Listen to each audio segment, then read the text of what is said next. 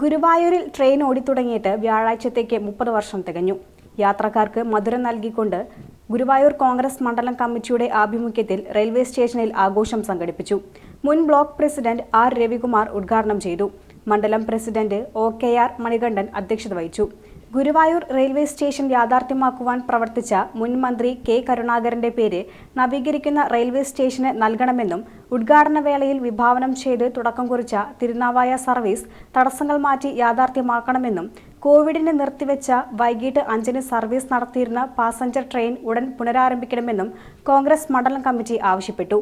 നഗരസഭാ പ്രതിപക്ഷ നേതാവ് KP Udayan, railway station ward councillor VK Sujith, കൗൺസിലർമാരായ KPA റഷീദ്, CS സൂരജ്, രേണുക ശങ്കർ, നേതാക്കളായ ബാലൻ വാർനാട്ട്, PI ലാസർ, TV കൃഷ്ണദാസ് തുടങ്ങിയവർ സംസാരിച്ചു.